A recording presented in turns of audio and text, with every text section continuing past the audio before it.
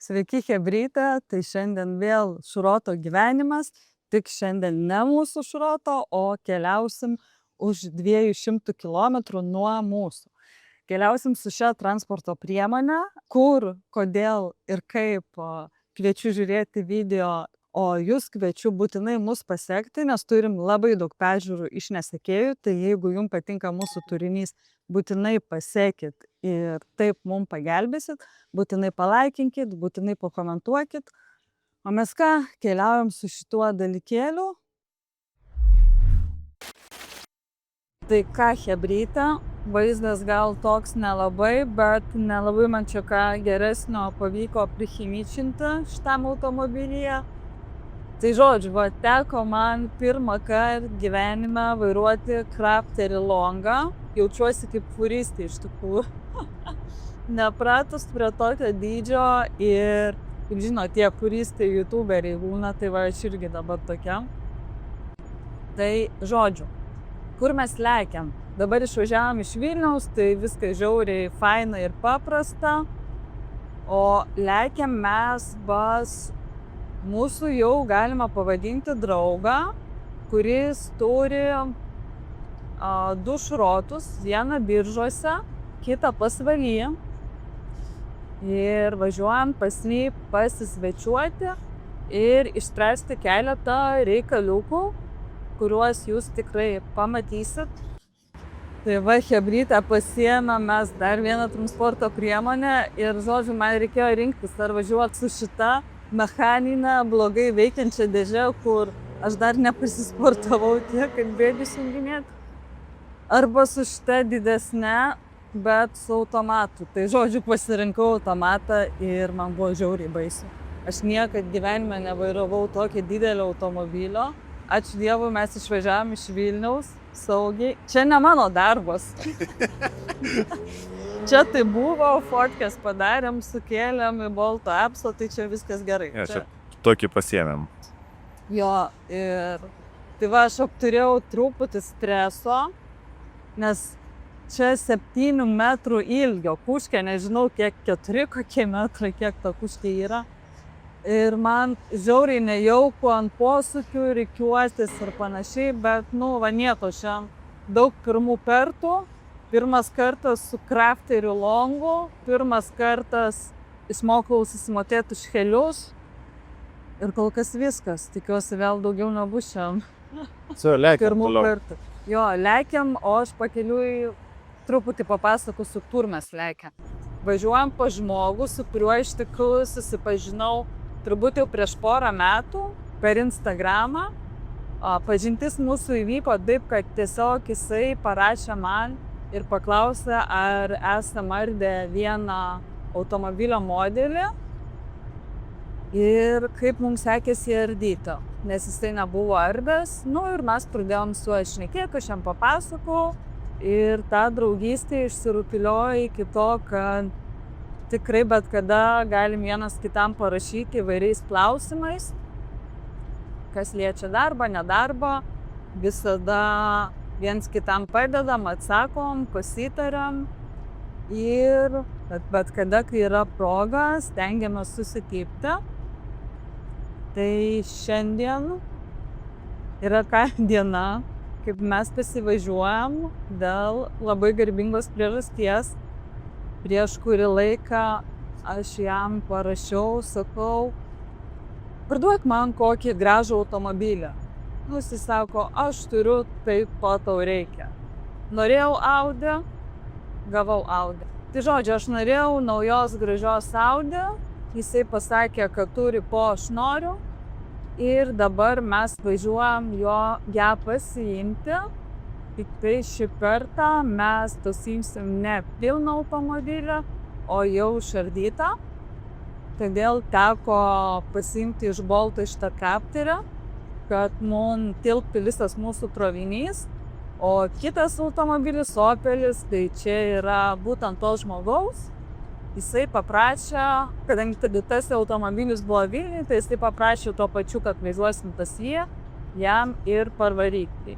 Tai va, tai ir darom.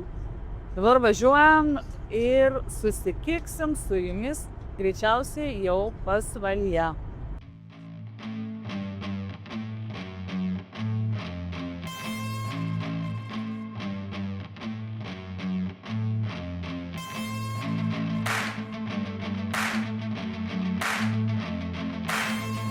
Nu ir ką, čia mūsų pagrindinis tikslas šiandien – pasiimt savo labai gražų automobilį ir jis labai gražiai supakuotas. Tai čia mūsų Audi Q5 2023 metų 2 litrai dizelis. Kiek kilovatų nebepamenu, jau senai buvom dėl jo sutarę.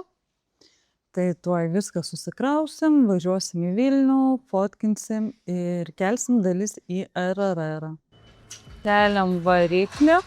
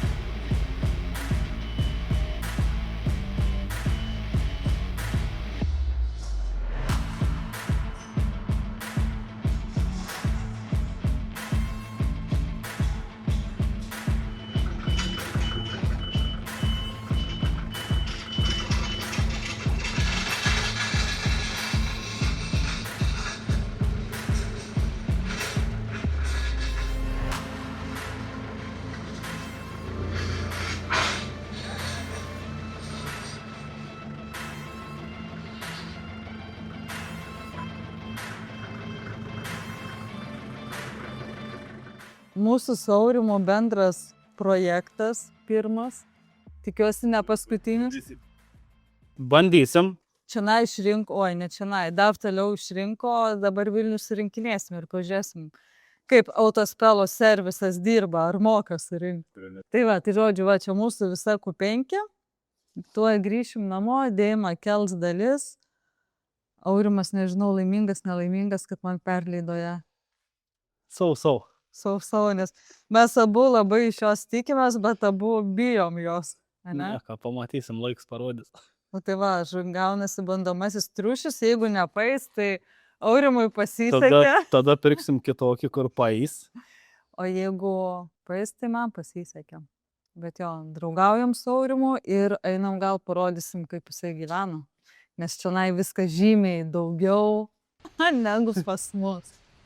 Tai va, galvojam, reikia pakalbinti Aurimą. Aurimai, papasakok, man labai įdomu, kaip tu atsidūrei šrotų pasaulyje. Viskas prasidėjo nuo tėvuko. Šroto genas. Jo, šroto genas. Aš irgi turiu šroto geną, tai mes turim kažką bendro. Tai nuo mokyklos laikų jau. Po 12 jau praktiškai išvažiavęs į Vilnių, ten neužsilaikė ir grįžo atgal į tėvynę. Kiek šeimos narių dirbo iš to įmonėje? Mano žmonos brolis dirb, mano... Kas čia kaip čia švogeris skaitas kažkoks tai dirb. Pas mane tik tai tėvuks realiai ir aš. Pabiržiai. Dar sesė dirbo kažkada anksčiau. O kodėl nebedirba, išmetė? Geresnį darbą gal gavo. Geriau apmokam arba lengvesnį. Nu jo, manau, šiaip mažuose miestuose tai dažnai įmonėse giminės visokie dirba, nes nu čiagi mažai žmonių, mažai įmonių ir visi. 3 žmonės paskui. Kaip man kažkada labai patiko, kaip Aurimas per mūsų pirmą susitikimą pasakė, kai tavęs paklausiau, ar nėra problemų su darbo jėga, tai sakė, nėra, nes čia žmonės bijo pasišiukšlinti. Ta prasme, dėl to nėra ten kažkokių gal vagysčių, nesąmonių ir panašiai. O Vilniui, kai yra didelė daug žmonių, mažiau viens kitą pažįsta, jie ne taip atsakingai elgiasi. Tai ten gyvenimas paprastesnis, man atrodo, ten Vilnių viški. Nu, čia reikia atsakomybės daugiau.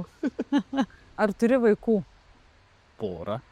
Berniukai ir mergaitės? Ir tokių. Eisi šrotą dirbti? Abejoju. Kodėl? Kompiuterį yra vaikų gyvenimas kartais. Nu, tai tu irgi prie kompiuterio kopartą ten. Tai galės vietoj tave spaudinėti. Bus matys, kaip gausis dabar dar per maži biški. Nesimato dar, ne geno šroto. Dar ne.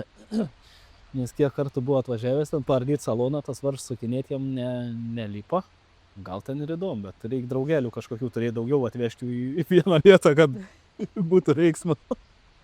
Jo, mano irgi šroto geno nelenda, sakė, bus blogeris. Teisingai. Žino, kad nėra ko veltis tą šroto. nevarkėt. Taip, nes daug metalų, daug visokių nesąmonių ir daug popierių tvarkymo visokio, kur čia Labai įdomu, kaip čia biržai, pasvalys. Biržose, kaip suprantu, pirmas šrotas Taip. buvo, ne? Kaip čia paskui gavosi, kodėl kitas pasvaly. su pasvalė ten kitos istorijos. Tiesiog atsirado taip, kad gavom pasiūlymą pirkti laužyną kažkokį tai. Ir Rytis tuo metu buvo Anglijoje, tai sugalvojom taip, kad jisai kažką turės vis tiek veikti gyvenime. O Rytis yra? Rytis yra mano žmonos sesės vyrėlis. Tai jūs čia bendrai kažką tai tik gaunasi, ne? Na tai aš daugiau pabiržėjai, jisai daugiau čia. Supratau. Kiek metų yra biržuose šrotas ir kiek čia? Čia tai nedaug skaičiavimo, man atrodo, 5 ar 6 metai kažkur. Kas Gal iki tokie 7. kiekiai? Ką man šnekėt, aš ubagė jaučiuosi dabar. Lieka, tai O biržuose? biržos, ką žinau, kiek aš tą mokyklą baigęs, gal 20 metų jau beveik ten sėdžiu. Dalių kiekiai iš čia sakei 100 kiek? 112. Tūkstančių dalių, o ten? Ten bent jau žinau, kad dabar fotografuoja, sakykime, 270 000. Iš jų yra pusė išmestų, pusė parduotų. Kiek siuntų turit per dieną čia ir ten? Neskaičiuoju. Nu maždaug. Ne, tai biržos kažkur apie 50 plus minus, čia 20-30. Per dieną. Jo. Šimtelis su biški būna kartais. Tai tarkim apie šitą, apie pasvalį kalbam, Franz Kar vadinasi, pasvalio biržuose Arauta. Arauta, taip. Arauta. Tai tarkim čia kiek pas tave darbuotojų dirba? Mažesnėme šrote. Čia? Irgi sam pasakyti, 7-8 gal, aš nežinau. Taigi šitos kontoros aš šitų reikalų neliečiu. Kiek čia tų darbuotojų, rimtai, įdomu pačiam palieka dabar. Nu va, biški tave apšviesim. Ką veiki gyvenime? Nieko.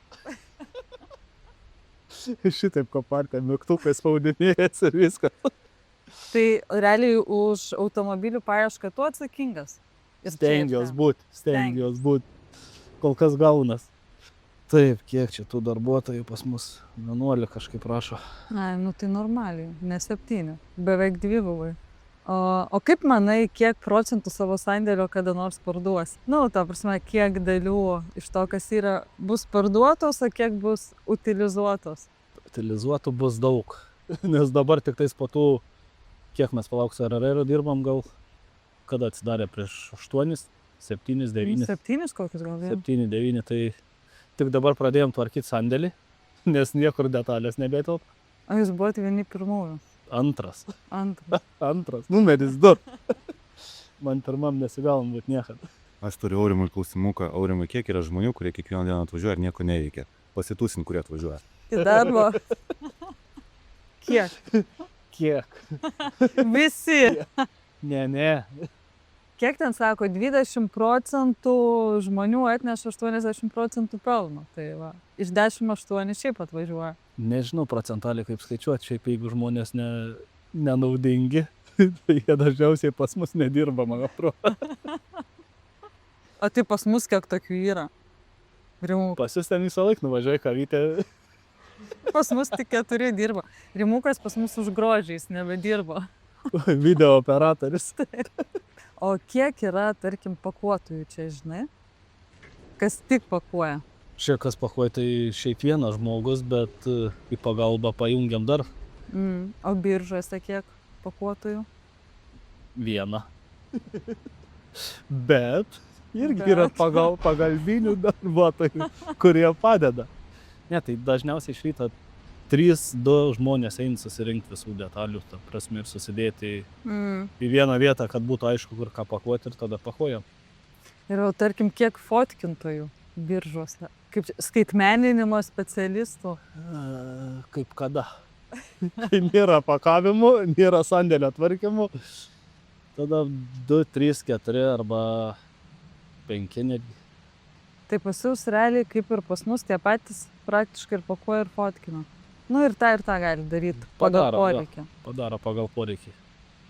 Nes neįmanoma taip, kad visiems užtektų pakavimo darbo, ta prasme, nuo ryto iki vakaro, o fotografuoti irgi, kai detalės netelpa, reikia įtvarkytis lentynų, tai... Aurimai, kokios pagrindinės darbuotojo savybės, kad jis pas tave galėtų dirbti ilgai? Daug dirb. Labai trumpas atsakymas kažkoks. Ne, ten. Alkoholio. Aha, Ar tinka? tinka. Tinka su alkoholiu? Tinka. Oi, ne, netinkantis. Netinkantis dažniausiai tokie būna. O turit įmonėj moterų be buhalterės? Taip turim. Ką veikia? Pakuoja, fotografuoja, dalis nešioja. Na, ką daugiau šrotė veik. Reikės su Deima supažindinti. Turės va kolegių. Ar turėjo ardytoją? Pas mus dabar iš 5 darbuotojų, 4. Mes likom 4, 3 moteris. 3 moteris. Įsivaizduoju, kaip Giedriui vienam tarp mūsų. Smagu. Arba ne. Man tai biškai jo gaila kartais jau būna, bet anksčiau aš taip jaučiausi tarp krūvos vyrų, tai žinai. Koks blogiausiai išardytas automobilis? Blogiausias pas man yra neprikeltas elektromobilis. Neprikeltas. Jo, Tu turėjai prikelti? turėjom prikelti Mercedes AB klasės. Ir prieš mėnesį žuvo. Nu, ta prasme, išvežti remontuoti, 3 metų remontavos ir minusą buvo, nežinau, belek. Ir išardėt. Aha. Nes nebebuvo kur dėtis. Šiam pasauliu meistrų nėra. Įva, reik man Tesla sutvarkyti dar, nes ir tai 3 metai, vat, šiandien gavau žinutę tokią, kad nebebus jis, nebepaleis. O šiaip, pavyzdžiui, aišku, neklausiu, kuri geriausiai ardasi, nes čia mūsų asmeniniai pokalbiai, Ne, bet tai kuo mašina naujesnė ir kuo prabangesnė, tai tuo geriau ir ardos tai kaip ardos, bet parsiduoda detalės geriau. jo, bet be tavo šito projekto, kur sakėjai, nesurinkto, ko niekada nebeardytum, daugiau, kur pamatai ir ne. Aš, pavyzdžiui, pamatau kokią A4 B7. Pat geriaus mašina. Turim tai. O tai B7 dar ir daužtą pirkti? Tai žinoma. Palauk, čia yra tokia ar nėra? Mėlynos spalvos mašina yra ar nėra? O tai kiek kainuoja? Aš tai Už dar kiek iš tu perki Vokietijos tokio daužtą? parsivežu po 1000. Ta prasme, aš už sveiką tiek nemoku. Tai tu. Pasisvilni kitaip, o čia kaimas. Nu jo, iš tikrųjų, kai pakalbi, tai pas visus šrotus labai skirtingi požiūriai ir kainos pasirodo. Jo. Tai va, kolegos, draugai, nesiūskit man tų lavonų, siūskit aurimų. Bet mes nespėsim. Jų tiek aptarnauti. Jo, Gerai, o kokį patį mandriausią automobilį esi išardęs? Mandriausia. Ar čia Man ta- atrodo, tas Land Rover Defenderis buvo vienas iš tų topų. Va ten jisai labai naujas buvo, ne? 24 ar 25. 24 ar 5 pirks 23 metų. Nu tai jo, labai jau naujas. Tai O- ten viskas, O jeigu iš tų, apie kuriuos negalima kalbėti? Apie kuriuos negalim kalbėti. ne, tai sakau, šiaip kur prabangesnė mašina, tai ten viskas jom geriau ir baigėsi iš tikrųjų, kur navarotų daugiausiai. Per kiek laiko išardo iki tokio pliko, gražaus kėbulo? 2-3 dienas žmogus arba Vienas su žmogus. pagalba. Jo. Nu mes panašiai. Jeigu nehaltūrintų tas, kas ardo, būtų panašiai. Per pusdienį įmanoma išardyti automobilį, bet nepilnai, ta prasme, išimt mazgais, va taip kaip Taip. Audi krovėm, taip, pusę dienos. Jo, tai va. Bet reikia pradėti nurinkinėti variklį, važiuoklę išskleis, dar kažkokias tai dalis, tai tada gaunas daug laiko. Tai aš manau, čia daugelis ir painioja tą dalyką. Aš čia labai greit išardau, bet jie nesupranta, kaip iš tikrųjų reikia ardyti. Nu bent jau mūsų atveju, mes ir jūs taip pat tą verslą darom, kiti vat ir ištraukia mazgus ir tiesiog viską į metalą. Ne, Tai čia nuo verslo priklauso taip, kaip specifikos. ardyt, jo. Priklauso viskas. Nes tokia Audi, kur dabar, sakykim, pasidėjo į autobusą, ten 3 dienas minimum išeis, kol viską nusiardysi, kol viską pasidarys ir taip toliau. Nu, kad pasiruošti produkciją fotografavimui. Tai va. Teks vėl dirbti. Galvojom, nebereikės, Aurimas čia viską padarė už mūsų, bet ne. Išardė. Kokią brangiausią dalį esi pardavęs? Ir už kiek? Reikia pasižiūrėti. Nu, bet ką nors atsimeni tokio? Ne, tai ten tie 2300, tai ten... Ne. Aš, pavyzdžiui, žinau, kad mes pardavėm 7 priekį brangiausią. Iš kurio išeis nupirkti Audi. Tai vat jau nepamiršiu ilgai, manau. Tai gal tu irgi tokį turi. Brangiausia prekė. Baterkės gal kokias, mačiau pas tave daug yra jas brangios. Iš vis perka jas ar ne? Perka. Bet ten kitaip biški parsidavinėji. Ką įdomiausia esi radęs automobilyje, berdant? 500 litų. 500 litų. Neblogai. Bet čia gal vertingiausio, įdomiausio, kompromituojančio. Oi, ten... Ko tik neradęs, geriau sakyčiau. Ne, aš pats jau kai kokie 6, 7, 8 metų neberdo tų sportbačių visų. Nebedaina iki tavęs. Ne, nebežinau, kas ką randa. Ragatkių visokių ten. Jo, va, užknisa mane irgi, kad ne visada ardytojai pasidalina, kai jau labai ten juokinga būna. Aha. O ten įsivaizduoju, kiek tu galvoji, kad 500 litų, o kiek ardytojai yra radę eurų. Manau, daugiau. Arbatos Arbatos jos. prie atlyginimo. Audi ar BMW? Toyota. Pagaliau normalus atsakymas. O ant dalių? Andalių. Tiek Audi, tiek Toyota, tiek BMW, tiek Land Rover, dar visokių yra. Mes dabar Land Roverį išardėm, dabar keliam, bet nieko dar nepardam. Nežinau, man tai Parduosim. patinka. Variklį ir viskas. Parduosit. Ten taigi viskas lūžtasis. Viskas nuo ratų varžtų iki belė kokio variklio varžto. Gerai, o tai kas ant dalių geriau eina? BMW ar Audi? Tai žiūrint kokią Audi ir žiūrint kokią. Nu, bendrąja prasme paimti. Ar tas pats? Tas pats. Man dabar Rimukas padovanojo vieną BMW. Ai, tai jau 60. Kam tu išdavai dabar žiūrovom? Ne, tai man ten buvo diskusijų visokių, kiek ten kas kainuos ir panašiai. Tai pasakys saloną, už kiek pardaviau dabar tokį patį 700. Už 400 neatiduodam saloną. Ne. Bet ten ir dar mygtukai prasidavė tie, kur masažo ir taip toliau papidisoka kiekvienas. Jos salono sėdynės, apšyfkės, tie visi žaliuzės visokios, laikikliai. Kaip matai štai mane po 5 metų? Čia tiek nesimato. Va čia tai žmogaus tikslai. Neužsiklysiu su aplinkosauga derintis. Bus matyti. Daug pinigų čia patiesim ir leis gal ką nors daryti.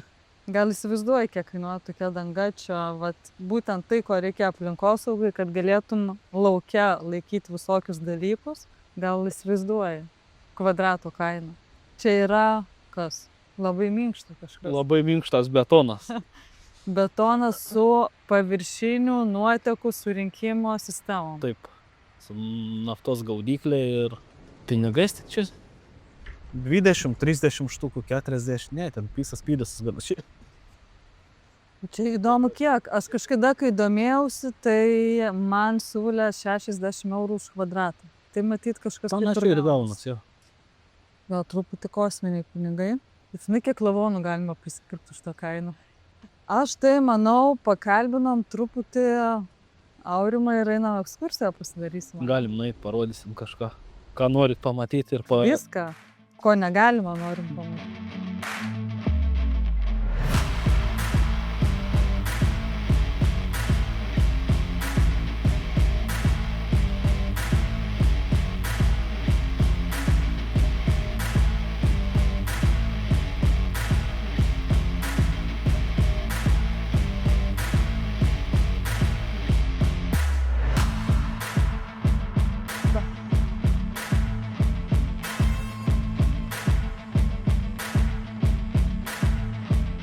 Rimu, žiūrėk vieną į kišenę.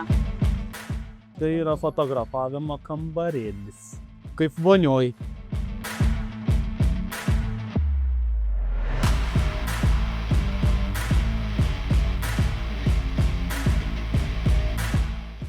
Nebeina ant tokio stalo fotkint. Čia yra biški variklių, biški dėžių. O man dar toks klausimas, atvažiuoja aplinkosauga pas tave su planų žemėlapiu, jie patys. Detalės. Bet ar jie susigaudo, kur kas yra tie koridorių? Pas mus, žinai, viena didelė erdvė ir tiesiog mato ten tas, Taip.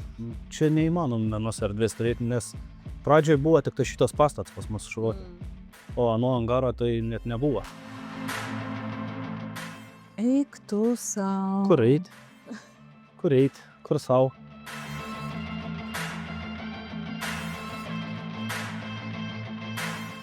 O kaip ten iš pačio viršaus dalis ištraukia? Ką žinau? Aš tai netrauk. Ne, čia kažkur kopečias turėtų būti. Nu, dar yra, kur prikrauti. Čia jau išvežti prancūzas daug detalių iš šitų vietos. Visos smulkios detalės į Jūs Prancūziją. dalyvauja ten toj programoj. Pakomentuok, ar patinka. Patinka, nes nereik pakuoti ir nieko daryti nereikia. Tik šaibas suvaikšto ir viskas. Yra mum kur pasistengti, pasistiepti, prisistatyti stelažų.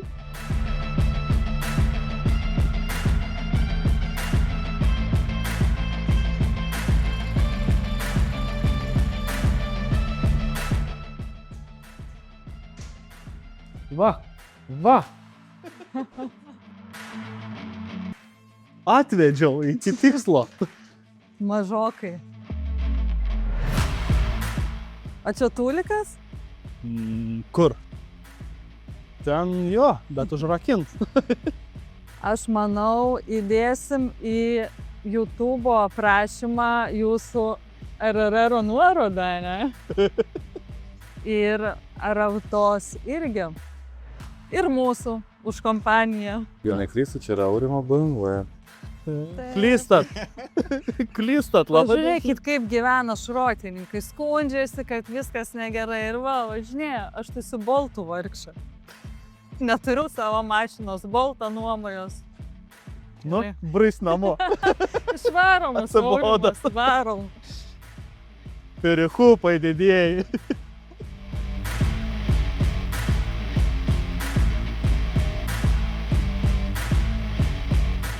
Žiūrėk, džiaugiasi, kad mes išvažiuojam.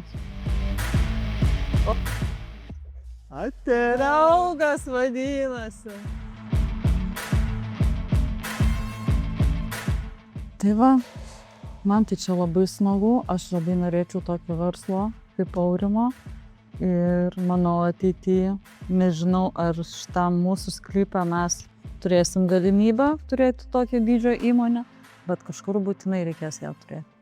Tai ką, chebrytė, pagaliau mes jau artėjom prie Vilniaus, truputį pavargom, aš nulūžau čia, taip nekomfortiškai viskas skauda, bet šiaip ką, iš esmės esam patenkinti Bolto crafterių longų, sukišom visą Q5 į jį, tai ką beliko iškrauti ir pardavinėti dalis.